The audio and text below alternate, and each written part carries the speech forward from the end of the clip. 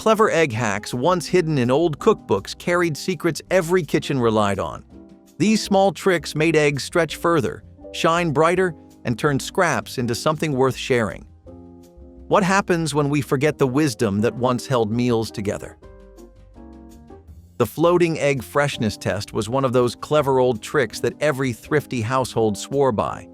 Instead of cracking open every egg to see if it was still good, people would simply drop one into a bowl of water. If it sank and lay flat, you could be sure it was fresh and safe to cook. If it stood on its end, you knew it was getting older but still usable. If it floated all the way to the top, it meant the inside had spoiled and it was best left out. It worked because air slowly seeped into eggs as they aged, making them lighter and more buoyant over time. This method did not require any special tools or extra effort, which made it perfect for frugal kitchens during the Depression and wartime. Cookbooks loved passing along this simple test because it kept families from wasting food when every scrap counted. Housewives taught it to their children, who later carried the lesson into their own homes. It was a quiet act of kitchen wisdom, and even now it still works just as well as it did then. Sometimes the best hacks are the ones nature itself makes possible. Candling eggs with a flashlight was a home version of a farmyard method that kept families from serving rotten food. Instead of trusting luck, you could hold a bright light behind the shell and see what was inside. If the yolk looked centered and the egg white appeared clear, you knew it was still good. If you saw dark spots, strange shapes, or cloudiness, it was a warning sign the egg had spoiled or developed poorly. Farmers once used candles for this, but by the time old cookbooks were spreading the advice, people had switched to small lamps or flashlights. This trick was especially useful in households that bought eggs in bulk from neighbors or raised their own hens. Eggs did not always come in neat cartons, and quality varied from one to the next. Candling let families avoid unpleasant surprises at the breakfast table while stretching their food supply further. It was a bit of detective work right in the kitchen, and children often found it fascinating. Cookbooks called it a simple way to guard your pantry and protect your family's health, all with nothing more than a steady hand and a beam of light. Eggshell coffee was one of those odd-sounding but ingenious hacks that actually made sense once you tried it. The idea was to save clean eggshells, crush them up, and stir them into the coffee grounds before brewing. As hot water passed through, the shell's alkaline nature balanced the bitterness of the beans, giving a smoother, milder cup. This trick became popular during the Depression when cheap coffee was often bitter and low quality. Instead of tossing it out, families made it drinkable with something they already had on hand. Old cookbooks praised the method not only for taste, but also for how it clarified the liquid, making the coffee look more appealing in the pot. Nothing went to waste in those days, and eggshells were treated like tiny treasures that could pull double duty in the kitchen. People even claimed the minerals from the shell added a touch of nutrition, though that was not the main goal. Eggshell coffee became a symbol of resilience, turning a harsh drink into something comforting without spending another dime. It was clever, practical, and very much in line with the frugality of its time. The vinegar water poaching trick was one of those quiet secrets passed through generations in cookbooks. Everyone knew poached eggs were delicious, but they were also notoriously messy to make. Drop one into simmering water and the whites might spread everywhere, leaving you with a pot full of stray ribbons. The hack was to add a spoonful of vinegar to the water, which helped the protein set quickly and hold together. Suddenly, you had neat, compact eggs that looked worthy of a restaurant breakfast. It was a small touch that made a big difference, especially for families who wanted to impress guests without spending extra. The vinegar's tang did not carry over into the flavor if you used just the right amount, and it worked with any kind of egg. Cookbooks promoted this method as foolproof, saving both time and frustration. In an age where eggs were too precious to waste, knowing how to poach them neatly mattered. The vinegar trick gave home cooks confidence, proving once again that the simplest solutions were often the smartest. It is still the easiest way to get that perfect poached egg every time. Egg wash shine for pies was one of the most common hacks in old cookbooks, and for good reason. Nothing made a pie look more inviting than a golden, glossy crust. The trick was simple. Beat an egg, sometimes with a spoonful of water or milk, and brush it over the dough before baking. As it cooked, the proteins browned beautifully, leaving a sheen that looked professional even in the humblest kitchens. Housewives swore by it for pies, pastries, and even dinner rolls, since it gave everything a polished finish. During times when presentation mattered, such as church gatherings, community suppers, or holiday meals, an egg wash could turn an ordinary dish into something that looked extraordinary. Old cookbooks framed it as a way to take pride in your food, even when ingredients were scarce. It cost almost nothing, yet added a touch of magic to every bake. Children would often hover near the oven, waiting to see the crust transform from pale dough into a golden treat. Egg wash was not just about taste, it was about the joy of seeing your work come alive in the oven. Egg whites as glue may sound strange today, but it was once a clever and trusted solution in both kitchens and households. The sticky, binding quality of raw egg whites made them useful beyond cooking. Old cookbooks and homemaking guides recommended them for sealing pastry edges, ensuring pies and turnovers did not burst open in the oven. Outside of baking, thrifty families also used them to mend torn paper or even glue on labels when paste was not available. This dual purpose reflected a time when nothing was wasted, and every part of an egg found a second life. It was an especially helpful hack for households with children, who often needed quick fixes for school projects or play. The egg white would dry clear and firm, leaving no trace once it was set. People even joked that eggs were nature's all-in-one kit: food, beauty aid, and crafting supply. While modern adhesives have replaced it, the hack showed just how inventive earlier generations could be with the simplest resources. Egg whites as glue became one more reminder that frugality was often the mother of creativity. Whipping egg whites with copper bowls was an old trick that professional chefs and homemakers alike treasured. Copper reacted gently with the proteins in the egg, making them more stable and easier to whip into stiff peaks. Before cream of tartar became a common pantry item, this was the secret weapon for perfect meringues and soufflés. Cookbooks advised using a clean copper bowl, free of grease or residue, and whipping steadily until the whites grew glossy and tall. The results were lighter and more consistent than what you could get with glass or metal alone. In households where desserts were a rare luxury, mastering this hack made a real difference. A bowl of airy meringue could stretch a few eggs into something that looked like a feast. Families would marvel at how a humble egg transformed into a towering creation with just the right bowl and a little effort. This was the kind of knowledge passed down like treasure, ensuring baked goods came out just right. The copper bowl hack was proof that sometimes tradition knew best, long before modern shortcuts arrived. Eggshell seed starters were another clever use for what might otherwise be kitchen waste. Instead of tossing the shells after breakfast, families rinsed them out and filled them with a bit of soil. Seeds planted in these tiny cups sprouted just as well as they would in pots. Once the seedlings were strong enough, the entire shell could be planted directly in the ground. The calcium from the shell enriched the soil as it broke down, giving the plant a natural boost. Old cookbooks and homemaking guides praised this hack as cost-free gardening, perfect for victory gardens and backyard plots. Children loved decorating the shells with little faces before setting them on sunny windowsills, turning it into a fun project as well as a practical one. During times when every resource counted, this simple reuse of eggshells felt ingenious. It allowed families to stretch their supplies while adding a touch of creativity to daily life. Even today, the idea still feels fresh and clever, a reminder of how older generations made every scrap serve a purpose. The egg yolk hand softener was one of those beauty hacks tucked into the back pages of old cookbooks. Housewives were always looking for ways to make do without expensive lotions or creams, and eggs offered a solution hiding in plain sight. By mixing yolks with lemon juice or sometimes a bit of honey, they created a natural hand treatment that softened dry, rough skin. It was especially popular in rural areas where work in the fields left hands cracked and sore. Cookbooks presented it as both practical and luxurious, a little self-care using nothing more than kitchen staples. Women applied the mixture, let it sit for a few minutes, and rinsed it off to reveal smoother skin. The idea caught on because it worked and cost almost nothing.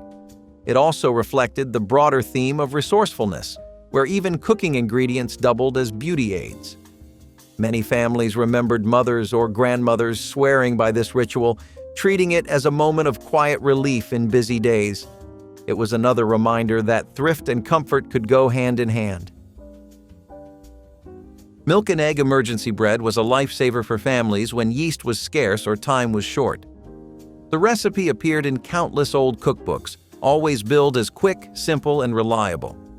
Instead of waiting for dough to rise, you whisked together milk, eggs, flour, and a little baking powder to make a batter. The eggs worked as the binder, holding everything together while adding richness to the loaf. Within minutes, you had a bread substitute that could be baked in a pan or cooked on a griddle. It was not as fluffy as traditional bread, but it filled stomachs and stretched ingredients further. During wartime rationing, this kind of recipe was invaluable, providing families with something hearty without relying on expensive yeast or long hours. Emergency bread was often paired with soup or stew, making it go even further. Families took comfort in its simplicity, knowing they could always whip it up with basic staples. For many, it was the taste of resilience, proof that no matter the shortages, there was always a way to put bread on the table. Using egg whites to clarify broth was one of those clever tricks that transformed an ordinary pot of soup into something beautiful. The idea was simple: whisk a few whites and stir them into the hot liquid. As they cooked, the whites would trap the cloudy bits of fat and residue, rising to the surface and carrying the impurities with them. You could then skim off the solidified layer, leaving a broth that was clear, golden, and elegant enough to serve at any table. It was a method borrowed from professional kitchens, but made its way into old cookbooks so families at home could feel like they were serving something refined. This hack mattered in times when soups were stretched to feed large groups, since presentation made the difference between a poor meal and one that felt nourishing. A clear broth gave the impression of care and quality, even if the ingredients were humble. Old homemakers swore by this trick for Sunday dinners and holiday feasts, showing that ingenuity was just as important as the food itself. The cold water hard boil test was a simple piece of advice that saved countless eggs from cracking or turning rubbery. Old guides explained that instead of dropping cold eggs into boiling water, you should start them off in a pot of cool water. As the temperature rose gradually, the shells stayed intact and the texture of the egg turned out more tender. Once they boiled, you could cool them quickly in cold water to loosen the shell, making them easier to peel. This was especially helpful in kitchens where eggs were a prized ingredient and could not be wasted. Peeling a hard-boiled egg without tearing half of it away felt like victory in itself. Cookbooks encouraged this method not only for practicality, but because it gave consistent results every time. Families learned to trust it for picnics, lunches, and salads where hard-boiled eggs were a mainstay. It was one of those little lessons passed quietly through generations, proving that the simplest changes could make everyday cooking smoother. Egg custard pies were the perfect example of turning very little into something that felt abundant. All it took was a couple of eggs, some milk, sugar, and a bit of spice to create a dish that could serve the whole family. Cookbooks praised this recipe as one of the most economical desserts around, since the eggs worked as the magic binder to transform thin liquids into a silky filling. During times of rationing or tight budgets, custard pies were a sweet treat that stretched ingredients without stretching wallets. Families baked them for holidays, church gatherings, or just to have something comforting at the end of a hard week. The texture was rich and creamy despite the humble ingredient list, and the smell of nutmeg or cinnamon baking into the custard filled homes with warmth. It was proof that you did not need extravagance to bring joy to the table. Many who grew up with custard pie remembered it as a symbol of thrift and comfort, made with nothing more than a few basics and a little faith in the oven. The lemon egg cleaner for copper pots was an old kitchen hack that blended frugality with effectiveness. Copper cookware was prized for its beauty and usefulness, but it tarnished easily, and store-bought cleaners were costly luxuries. Cookbooks advised mixing egg whites with lemon juice to create a natural polish that cut through dull spots and grime. The mild acidity of the lemon worked to dissolve tarnish, while the proteins from the egg white helped bind and lift residue. Housewives found that with a little scrubbing, pots and pans gleamed like new again. This method fit the thrifty spirit of the times, where every item had to be maintained as long as possible. A polished copper pot not only looked handsome hanging in the kitchen, but also symbolized pride in keeping a home neat despite shortages. Passing guests could tell a lot about a household by the shine of its cookware, and clever tricks like this made sure things stayed presentable. It was one more example of stretching what you had instead of buying what you did not need. Scrambled eggs with vinegar might sound unusual now, but in older kitchens, it was a trusted way to keep the dish light and tender. A splash of vinegar whisked into the eggs before cooking changed their texture in subtle but important ways. Instead of turning rubbery, the eggs stayed soft and fluffy, almost custard-like. For families working with powdered or older eggs during rationing, this was a trick that made breakfast far more enjoyable. Cookbooks praised it as a foolproof method that elevated even the plainest meal. Vinegar was cheap and readily available, which made it the perfect partner for eggs when butter or cream was scarce. The taste did not linger strongly if used sparingly, and the result impressed even skeptical eaters. It was one of those small lessons about resourcefulness that could mean the difference between a forgettable plate and a memorable one. Generations later, it remains a clever example of how science and necessity came together in everyday cooking. Eggs baked in creamed spinach was a resourceful supper dish that turned leftovers into something new and satisfying. When vegetables like spinach were cooked down with cream or milk, they became the perfect bed for eggs. By cracking them on top and baking until set, families created a protein-rich meal with minimal effort. Old cookbooks recommended it as an answer to using up scraps without serving the same thing twice. The eggs added substance and nutrition while the spinach stretched the dish to feed more mouths. It was simple, hearty, and adaptable, making it popular in households that valued efficiency. A sprinkle of breadcrumbs or cheese, when available, gave the dish extra flavor. What made it clever was not only the taste, but also the practicality. One pan, a few ingredients, and dinner was ready. Families looked at dishes like this as proof that a little imagination could go a long way. It was resourcefulness baked right into the meal, and for many, it became a dependable comfort during hard times. Soufflé stretchers were one of the smartest ways to make a small amount of batter feed a crowd. Old cookbooks taught that whipping egg whites into stiff peaks before folding them in could transform a dense mixture into something airy and voluminous. The trick was that air did the heavy lifting, creating the illusion of more food than you actually had. Families stretched a few eggs and some flour into a dish that looked impressive and fed more people than expected. It was not just about thrift, but also about presentation, since a tall soufflé made the table feel festive. Housewives loved the admiration that came with serving something that seemed extravagant even though it was made from scraps. The soufflé stretcher trick embodied the theme of making do with less while keeping spirits high. It was the kind of recipe that carried both pride and practicality, proving that technique mattered as much as ingredients. Even today, the same principle is used in countless recipes to create volume and texture out of the simplest things. Egg-based mayonnaise from scratch was a staple recipe in old cookbooks before store-bought jars became standard. The process required patience and skill, slowly whisking oil into egg yolks until the mixture thickened into a creamy spread. A splash of vinegar or lemon juice gave it tang and acted as a stabilizer. Families relied on this method when convenience foods were not yet common, and homemade mayonnaise was often fresher and richer than anything from a shop. It was used for sandwiches, salads, and countless other dishes, stretching a few simple ingredients into something versatile. Cookbooks emphasized careful whisking, warning that rushing the process could cause the sauce to break apart. For many homemakers, mastering mayonnaise was a badge of pride, proof of competence in the kitchen. It showcased how eggs could serve as the foundation for something far beyond breakfast. Even as jars filled store shelves later, the tradition of making it by hand remained strong in many families. It was a recipe born of patience, thrift, and the belief that nothing was too simple to make yourself. Eggshells to brighten whites in laundry might sound far-fetched today, but older homemaking guides swore by it. The hack involved crushing clean shells, placing them in a small cloth bag, and tossing it into the wash with linens. The calcium was said to act as a mild whitening agent, helping keep sheets and shirts bright without expensive detergents. In a time when store-bought soap powders were considered luxuries, families turned to creative alternatives like this.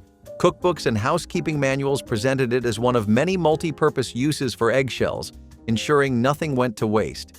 Housewives felt proud of making laundry look crisp and fresh with nothing more than what was left from breakfast. It was also seen as gentler on fabric than harsher chemical options, preserving clothes that had to last longer. Whether or not it was as effective as promised, the belief in its usefulness showed how far thrift could go. It was another example of resourcefulness, where even something as fragile as a shell found new purpose in the home. The 2-minute egg sandwich filler was a thrifty solution for busy families needing a quick lunch. All it required was mashing boiled eggs with relish, mustard, or even a little mayonnaise when available. The result was a spread that stretched a small amount of protein into several sandwiches. Cookbooks promoted it as an ideal school lunch because it was inexpensive, portable, and filling. It also gave homemakers flexibility, since the flavor could be adjusted depending on what was in the pantry. During rationing, when meat was scarce, egg sandwich filler became a substitute that still offered nutrition. It was also popular for picnics, since it could be prepared in minutes with no fuss. Children grew up with it as a familiar taste of comfort, while adults appreciated its economy. Recipes often encouraged adding chopped vegetables or herbs to bulk it up further, showing how far creativity could stretch an egg. For many families, this was not just a sandwich filler, but a dependable standby that brought relief to the kitchen table day after day. Egg drop into oatmeal was one of those Depression-era tricks that showed how much families valued stretching every meal. Oats were already cheap and filling, but adding a raw egg stirred into the hot porridge transformed it into something heartier. The heat from the oats cooked the egg just enough, blending it into a creamy texture while boosting the protein. Old cookbooks recommended this method for breakfast because it kept people full longer during hard labor or school days. It was also a way to disguise powdered or older eggs, since the flavor mixed seamlessly into the oats. Parents liked it because it gave children a stronger start without needing extra ingredients that were expensive or hard to find. A bowl of oatmeal with an egg became a symbol of resilience, showing how something so simple could feel nourishing. It was not fancy, but in kitchens that had to make every bite count, it carried a kind of quiet brilliance. Even today, it remains a clever reminder that thrift and nutrition often went hand in hand. Mock noodles with egg ribbons were one of the more ingenious wartime inventions to make meals feel complete when flour was in short supply. Instead of rolling dough, beaten eggs were poured in a thin stream into simmering broth, cooking instantly into delicate ribbons that resembled noodles. Families could then enjoy a filling soup that looked like it had pasta without using up scarce rations. Cookbooks encouraged this trick because it gave the comfort of a noodle dish while relying on ingredients that were easier to find. Children loved watching the ribbons form, and homemakers appreciated how quickly the recipe came together. Sometimes herbs or scraps of vegetables were added to the broth for extra flavor, but the star was always the soft, golden strands of egg. It was a resourceful way of turning what you had into what you wanted, bridging the gap between scarcity and satisfaction. This dish became a memory tied to perseverance, proving that even a pot of broth could be transformed with nothing more than a few eggs and a steady hand. Egg yolk paint for cookies was a beloved tradition in old households where presentation mattered just as much as taste. Instead of buying fancy icings or expensive decorations, thrifty homemakers turned to the bright richness of yolks. Mixed with food coloring, they became an edible paint that could be brushed onto sugar cookies before baking. Once out of the oven, the cookies had a shiny, jewel-like finish that looked festive and cheerful. This hack appeared often in cookbooks around the holidays, giving families a way to make celebrations feel special even when resources were tight. Children especially loved helping, choosing colors, and brushing designs onto cookies that felt like their own creations. The egg yolk paint made plain treats sparkle without costing more than a single egg. It was resourceful, creative, and endlessly adaptable, a way to bring joy into kitchens that otherwise worked with limits. For many, these bright cookies became cherished memories, proof that even in hard times, beauty could still find a place on the table. Baked egg in a tomato cup was a thrifty main dish that made use of two humble staples in a clever way. The method was simple: hollow out a tomato, crack an egg inside, and bake until set. Old cookbooks suggested it as an easy, nutritious supper that felt hearty without needing meat. Tomatoes were often grown in victory gardens, making them readily available, while eggs were one of the most versatile proteins at hand. The combination created a dish that was filling, colorful, and surprisingly elegant. It was often seasoned with salt, pepper, or herbs when available, but even plain it provided comfort. Families appreciated that it could be made with minimal effort and that leftovers from the garden never went to waste. Children often remembered this as one of the more cheerful meals, its bright red shell standing out on the plate. It was yet another example of how old cookbooks taught people to turn what they had into something special, making resourcefulness taste just as good as abundance. Eggshell whitening for coffee cups was one of those housekeeping tricks that blended practicality with frugality.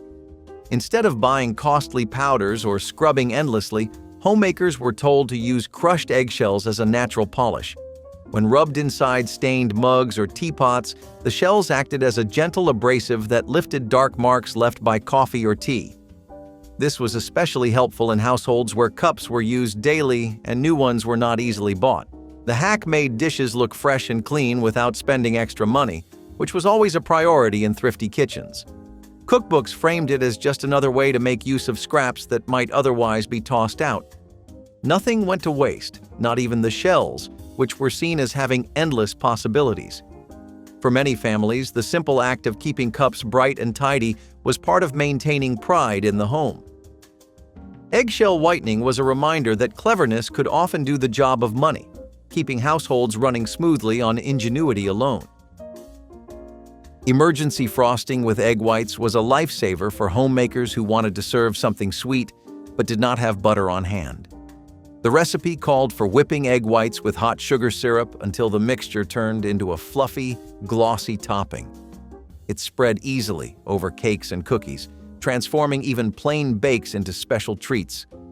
Old cookbooks promoted it as both thrifty and dependable, since eggs were often easier to find than butter during rationing. Families loved the way it looked, tall and cloud-like, giving desserts a celebratory feel even in tough times. Children especially delighted in the frosting, which felt indulgent despite its humble ingredients. It was also forgiving, able to cover uneven cakes or stretch a small amount of batter into something that seemed grander. Emergency frosting was proof that sweetness did not need extravagance, only creativity. It became a staple in households that prized resourcefulness, reminding everyone that joy could still be whipped up from the simplest things. Pickled eggs for longevity were an old preserving trick that kept food supplies steady long before refrigeration was common. The process was straightforward. Hard-boil the eggs, peel them, and store them in jars filled with spiced vinegar. Over time, the eggs absorbed the flavors and stayed edible for months. Cookbooks recommended them as a way to ensure families always had a ready snack or side dish, especially during winter or times of scarcity. The vinegar not only preserved the eggs, but also gave them a tangy flavor that people grew to enjoy. In taverns and farmhouses alike, jars of pickled eggs stood ready on shelves, both practical and inviting. This hack turned a fragile ingredient into something reliable, proof that with a little ingenuity, nothing had to go to waste. Pickled eggs became part of the rhythm of life, offering security in uncertain times. They were more than food. They were reassurance in a jar, showing that old cookbook wisdom often meant thinking months ahead with the simplest methods. Egg yolk-rich mashed potatoes were one of those quiet upgrades that old cookbooks loved to suggest. After boiling and mashing the potatoes, homemakers would stir in egg yolks along with whatever milk or butter was available. The yolks added color, richness, and a golden tint that made the dish feel more luxurious than it really was. During rationing, when cream and butter were scarce, eggs often stood in as the ingredient that gave meals substance. Families appreciated how much more filling and flavorful the potatoes became with the addition of a yolk or two.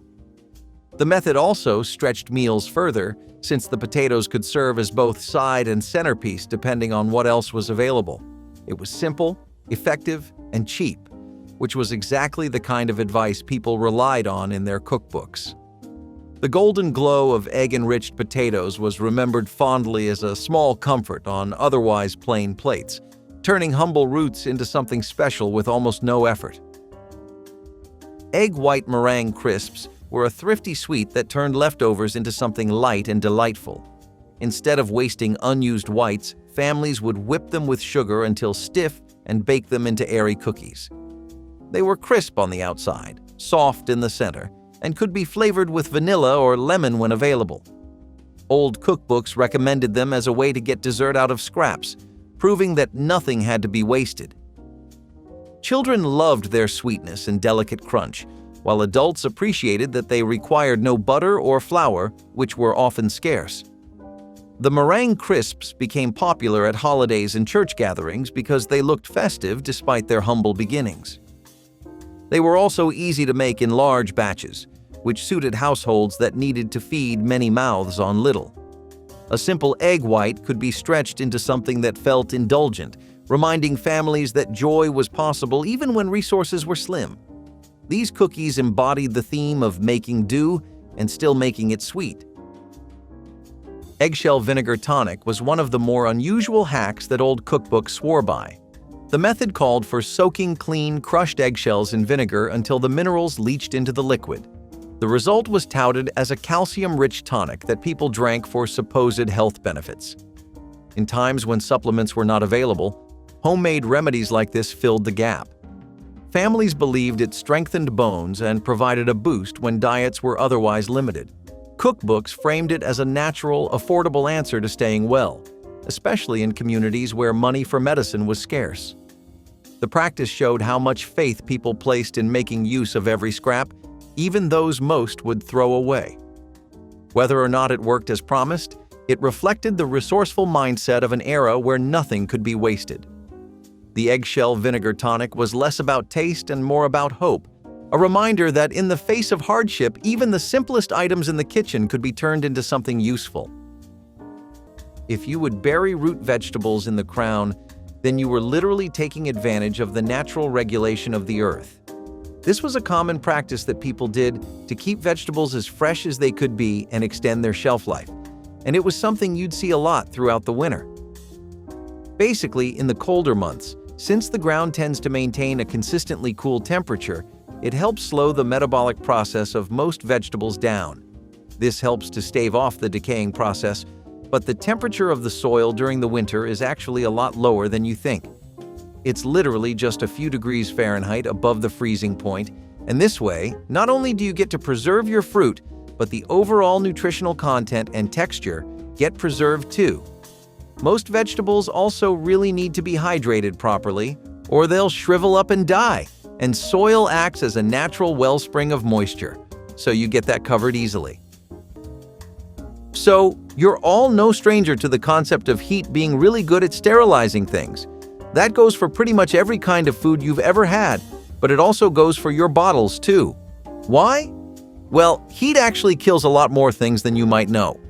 It kills pretty much any kind of bacteria, virus, and fungi.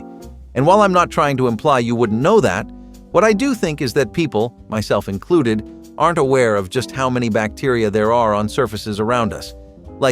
Actually, the number is staggering. They all die of around 212 degrees Fahrenheit though, and that's the temperature of boiling water. This helps to completely obliterate most of these organisms on a cellular level, which is pretty metal if you ask me. The high temperature literally breaks them down into nothing, and they either become inactive because structurally they either just can't work anymore or they are outright killed. Pretty neat, right?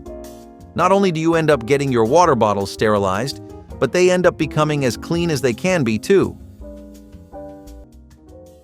Using charcoal powder to enhance meat flavor and aid digestion sounds almost too wild to be real, but for Native American cooks, it was a smart, practical tool built from hard-earned wisdom. After a fire burned down to pure white coals, Small amounts of fine charcoal powder were sometimes sprinkled over cooking meats or even mixed into marinades. The charcoal acted as a natural purifier, absorbing toxins and helping break down tough fibers inside the meat, making it not only more flavorful but also easier on the stomach. Some healers even mixed tiny amounts into drinking water after big meals, trusting charcoal's natural ability to soothe digestion and guard against sickness. It tasted like the earth, the fire, and the sky, all wrapped up into one unforgettable bite.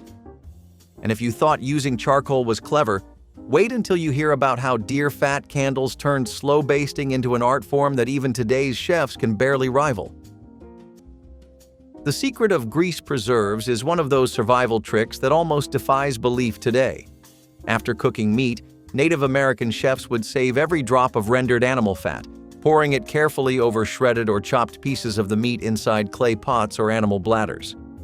Once sealed, the fat hardened into a protective barrier that kept bacteria and air out, preserving the meat for weeks, even months.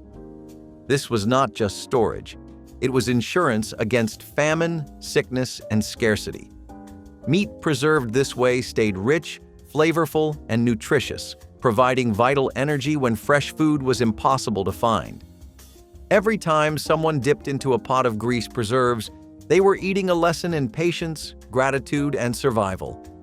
But even the best preserved meat needed help lasting through long journeys or seasons, and sometimes the land itself offered the perfect cold pantry, hidden just beneath your feet. Butter dishes with lids were something that you would find in almost every household. Just like you would walk in most homes today and expect to find a coffee maker or a deep fryer, back then, in the age of our grandparents, butter dishes were very popular ways of storing the spread. You would keep them at room temperature instead of in the fridge, so they were always soft and spreadable, and you would protect them from any dirt. These existed even before the time of accessible and affordable refrigeration, and they were made from glass or ceramic. Usually they would be pretty fashionable too, with lots of unique designs and ornate detail put into them. Speaking of fridges, how did people preserve things before they came around? Because keeping everything in a prison of ice was not ideal either. Now, cheese aging more or less has the same deal. Maturing cheese over time to give each wheel its own unique flavor, personality, and profile is an Italian hobby that probably predates the country's own existence, but in America it was brought on over during the 20th century. The science behind cheese aging basically has a lot to do with breaking down the fat of your regular unchecked milk fats into free fatty acids, which for our purposes, let's just say they have a lot more taste and flavor. Now, the other process is proteolysis, and during the entire cheese aging, enzymes that were taken from the milk and the bacterial cultures used to make the cheese help to break down the proteins that are there. It does the same thing as before, and the longer this goes on, the stronger those flavors become. That's why they really let those things sit for years, because it's basically a game of patience. The one who waits the longest gets the best cheese. Sweetening with birch bark was one of the most ingenious and almost completely forgotten cooking secrets passed down through native traditions. Long before refined sugar ever touched American soil, Native American cooks knew that certain birch trees contained a natural, subtle sweetness hidden within their sap and inner bark. By carefully harvesting thin strips and boiling them down, they created a lightly sweet syrup or infusion that could flavor drinks, breads, and even savory dishes without overwhelming them. It was a sweetness that whispered rather than shouted, blending seamlessly with the smoky, rich flavors of open-fire cooking. Even today, a few remote communities and experimental chefs are bringing birch syrup back to the table, rediscovering a depth of flavor that supermarket sugar can never hope to match. But when it came to cooking full meals without pots or pans, there was one natural vessel that changed everything: giant pumpkins, hollowed out and transformed into Earth's own slow cookers. Deer fat candles were one of the most imaginative and resourceful ways Native American cooks kept their meats tender and richly flavored over long, slow roasts. After rendering down the fat from deer or elk, they would form simple candles, which were set up to drip slowly over roasting meat on open spits or stone racks. As the fat melted, it would baste the meat continuously, keeping it moist, savory, and infused with a deep, wild flavor that no bottled sauce or glaze could ever match. This technique did not just make the food taste better, it helped preserve it longer, coating the meat with protective fat layers that held in moisture and kept bacteria at bay. But when it came to baking bread, native cooks had another kind of magic altogether, capturing the very air itself to make dough rise without a single packet of yeast. I bet you never thought of adding rice to your salt shakers to help keep the salt fresh and make sure it doesn't stick together, but it really does work. See, salt is good at absorbing moisture, but that doesn't mean that neat little property that we've discussed so much throughout this video doesn't come with some serious side effects. Salt ends up clumping together exactly because it's so good at keeping moisture in. And what's good at absorbing moisture from other things? Rice. Rice is amazing at doing this. It can even take it in from the air, so taking away some excess moisture from salt doesn't mean a thing to the tried and tested unit that is rice. As far as grains go, this one really comes in handy in all kinds of ways. Those large chunks of salt are really difficult to break apart any other way, but if you just throw in some rice into your result shaker, you'll find a world of convenience you didn't even know existed, and it was sitting under your nose all along. Rennet preservation, on the other hand, is a whole different animal. Rennet is an enzyme that's traditionally made from ruminant animals like cows, goats, and sheep. It helps to make cheese because it coagulates milk and causes the proteins in it to curdle and separate. This transformation is pretty much the sole reason why fresh milk even becomes cheese, and I'm going to explain to you how all this works. So, when you mix rennet with milk, it has the enzyme rennin in it. This specifically hits the primary protein in milk, which is casein. Imagine if somebody basically made really specific cuts in your limbs, causing the rest of your body to clump together. Maybe not the most descriptive example, but that's pretty much what happens. What you get left with is whey, and that's drained off. The leftover curds are then processed into different types of cheese. See, people didn't do this because they really love cheese, though. They did it because it was the ideal way to use your milk. Milk would spoil incredibly fast, and for people who were either living a very day-to-day life, taking it as it comes, that just wasn't fitting in with their routines or priorities. So, you really want that aesthetically perfect slice of cake, right? The one that looks like it's right out of a TV ad? The one that just looks wonderfully symmetrical and like it was cut by a pro? You can't get that with a knife, despite what the TV shows. We've all been there, friend. I'll let you in on a little secret too. They probably don't use knives either. When you start with a knife, especially if the blade is dull or blunt, then the pressure that the knife gives off might cause some pretty uneven compression throughout the cake. This can happen because of the knife or just you using too much force, but whatever the cause, you get uneven slices as a result. However, you don't get this problem with a string line. Know why? String lines create uniform pressure across the entire surface of the cake. You can pull the cake through the cake without much force either, unlike a knife, where you'd kind of have to try to push down. These two factors make string lines almost irreplaceable when it comes to slicing cake, because it means you get the most even slice with the least amount of force. Also, have you ever noticed the way cake sticks to knives? Strings don't really have that problem because of their thinness. Knives, on the other hand, are prone to dragging a lot of the cake with them. Smoking fish with wild berries for a natural glaze was one of those strokes of genius that blended necessity and creativity in perfect balance. Freshly caught fish were rubbed or brushed with mashed wild berries like cranberries, chokecherries, or elderberries, then carefully smoked over low, aromatic fires.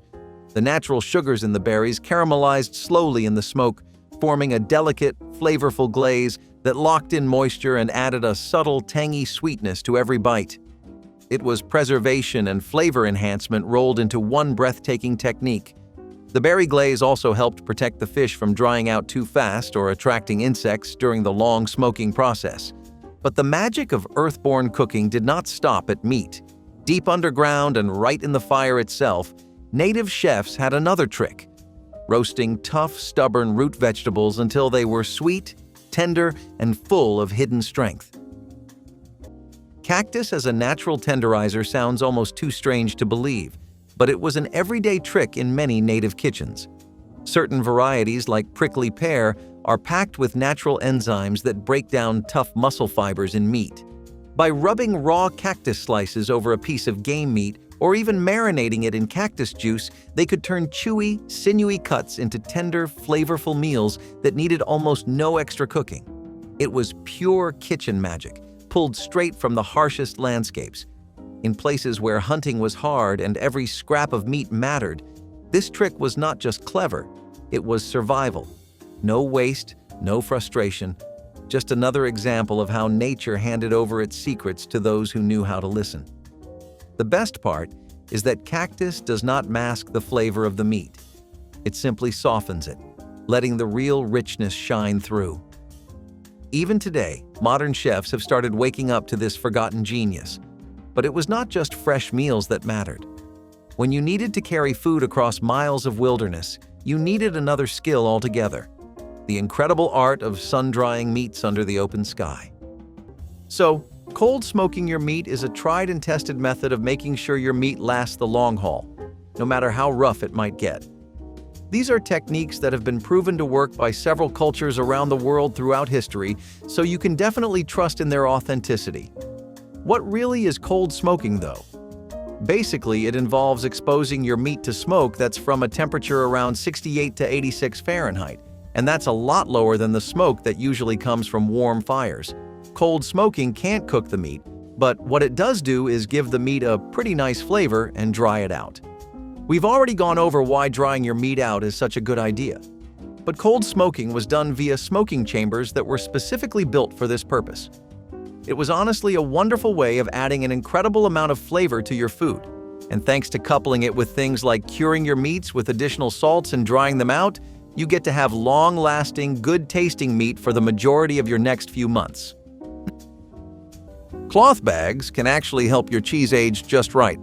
And I bet that sounds like a really weird mix to you, but it's as legitimate as a mix can be.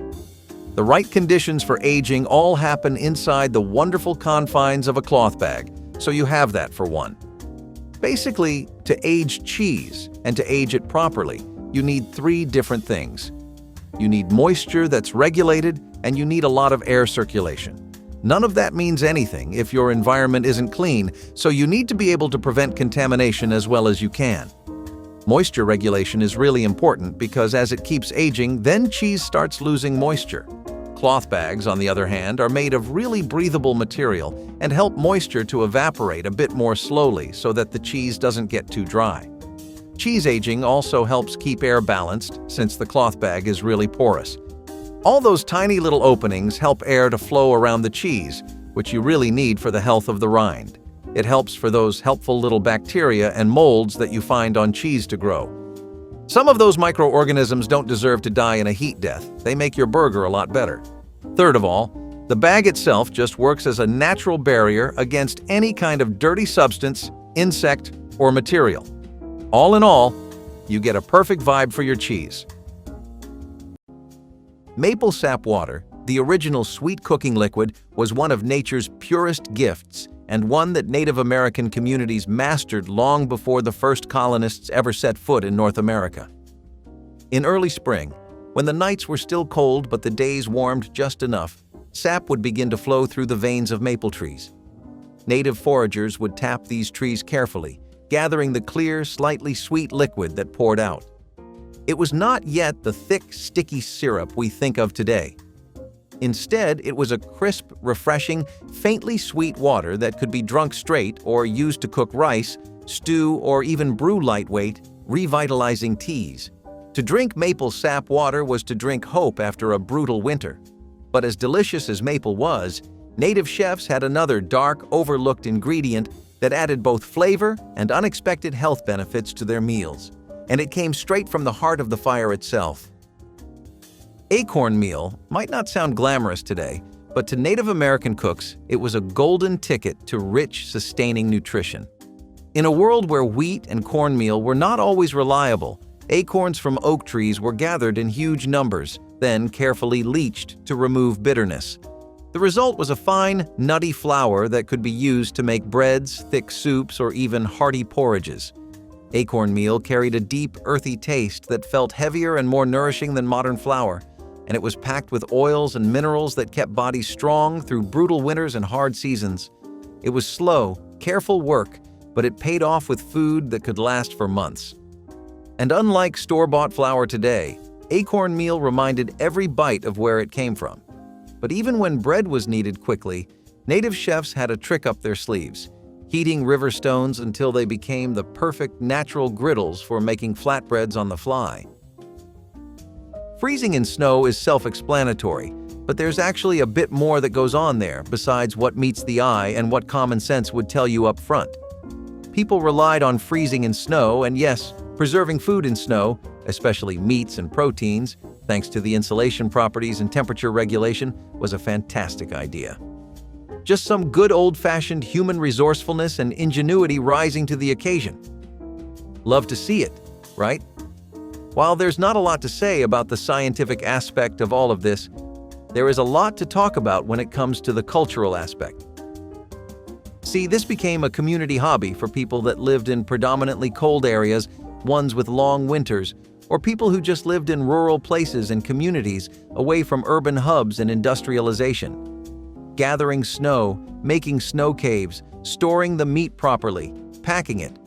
All of this became a tradition that was spread through families, and it honestly brought people closer together. While I get that just hearing about it in a video might not drive that point home, but if you take a look at how people were living in rural communities before refrigeration, then it's actually sweet.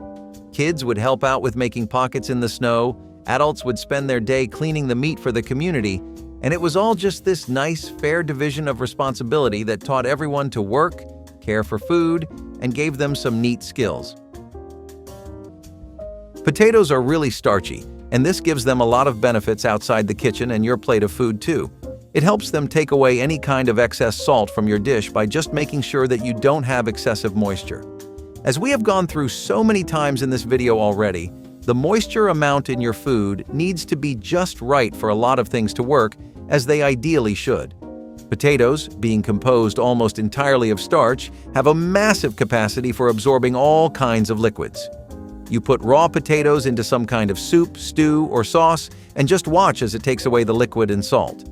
Most of the salty liquid gets absorbed by the potatoes thanks to a process known as osmosis.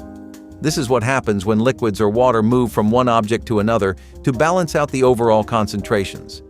The starches of the potato help to make a membrane that helps to draw the liquid into the potato. Plus, besides just that, potatoes are really good at diluting salt. Why does this help? It helps to keep the salt-to-food ratio low, which ensures that your steak or burger is just the right amount of bitter and not overpoweringly so. All in all, a little potatoes on the side have more benefits than you'd initially expect. Spicing meat with wild juniper and sage instead of store-bought seasonings was a mark of true culinary craftsmanship long before organic became a buzzword.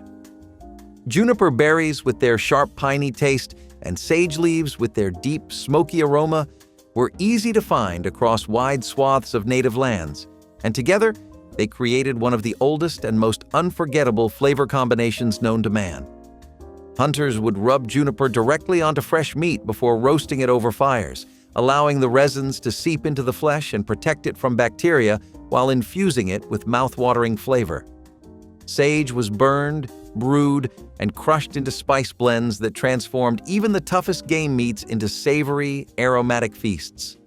And just when you think seasoning meat could not get any more poetic, native chefs took it one step further, discovering a way to use wild berries not just as food, but as a way to glaze and preserve fish in the most mouth-watering way imaginable. Ash baking was one of the most brilliant and humbling ways Native American cooks created bread without any tools, fancy ovens, or even a proper surface. When you needed to eat, you did not wait for the perfect setup. You dug into the earth itself. Dough was shaped into rough rounds and placed directly onto a bed of hot ashes and embers, then gently covered with more hot ash. The bread would cook slowly, surrounded by a blanket of heat, becoming crusty on the outside and pillowy soft on the inside. If a little ash clung to it, so be it. You brushed it off and bit into a smoky, earthy flavor that modern kitchens would pay fortunes to recreate. It was cooking stripped down to its raw, purest form, food born right from fire and earth. Today, ash-baked bread might seem primitive, but taste one bite of it, and you will understand exactly why this method lasted for centuries.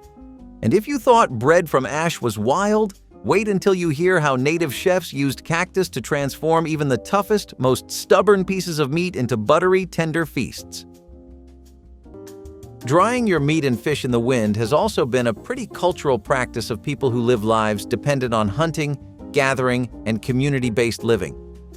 Drying in the wind actually works better because the wind accelerates the evaporation process by getting rid of the moisture that your protein, fish, red meat, or chicken releases on its own. You want to keep it like this because the moving air makes the moisture go away as soon as it releases, making sure it stays chronically dehydrated. Fish, especially the ones that were caught in coastal cities and regions, also used to be gutted and split open and then hung out to dry. This would help the brine enhance the flavor and also make the fish overall easier to carry and transport. Besides that, there were lots of issues with this, though. It was really only ideal in warm or moist climates. In cold ones, the humidity had to be low and the air had to be pretty crisp. Also, you had to keep moving and turning the fish or meat so that it would dry evenly and that the moisture was even going away. If you didn't do this, you risked spoiling it yourself. I think there are better ways of drying, but this wasn't a trick that would apply to people like you or me anyway. Have you ever thought to question why people use tin foil when they're baking? It's because it really helps keep the crust from over-baking, or in the worst-case scenario, even burning. Why does it do that, though? Well, the foil acts as a barrier to the heat, so it doesn't let all of it get through. This means that not only do you get even cooking thanks to the edges of your pie being closer to the heat source, you also get to ensure it cooks more slowly and at a more even rate. Pies also tend to have their crusts shrink on them, especially when they're filled with fruits and liquid fillings. The aluminum filling helps to make sure those edges stay in shape and don't pull away as the dough starts to cook and expand. It's not just a decorative choice. There are actually loads of reasons to start using tin foil to make sure you get the pie you should be eating. Rock boiling is one of those lost arts that feels almost too wild to be real, but it absolutely was, and it still works today if you know how to do it. Picture this. You have no metal pot, no pan, nothing but a fire, a handful of food, and a riverbank full of stones. Native American cooks would heat large, clean rocks directly in the fire until they were almost glowing, then carefully drop them into hollowed-out bowls made of bark, animal hide, or clay. The heat from the stones would bring the water to a bubbling boil almost instantly, allowing them to cook stews, boil roots, or even prepare medicinal teas without ever burning the vessel. It was a skill that could mean the difference between an empty belly and a full one. And it was not just functional. It gave the food a subtle mineral richness you cannot replicate any other way. Today, rock boiling feels almost mythical, a forgotten page from a cookbook written by the earth itself. And speaking of earth, some of the most astonishing bread you have never tasted was baked without an oven, without a pan, and sometimes without anything more than a pile of hot ashes. Using pumpkin shells as nature's crockpots was one of the most visually stunning and practical techniques Native American cooks ever invented. Imagine carving out a big, sturdy pumpkin, filling it with a mixture of meats, roots, grains, and herbs, and setting it carefully near a low, steady fire. The thick pumpkin walls would slowly roast from the outside while the food inside simmered gently, absorbing all the sweet, nutty flavors of the squash itself. The pumpkin became pot, oven, and seasoning all in one, with no waste and no need for heavy metal tools. When the meal was ready, you simply cut into the tender pumpkin itself and ate it alongside the hearty stew it had helped create. It was a way of turning even the simplest gathering into a feast. And if you thought cooking in pumpkins was impressive, just wait until you see how native cooks used nothing but green leaves and open steam to create fish dishes that tasted like a gift straight from the earth itself. Clay pot slow cooking was not just a recipe. It was a way of pulling flavor out of the earth itself.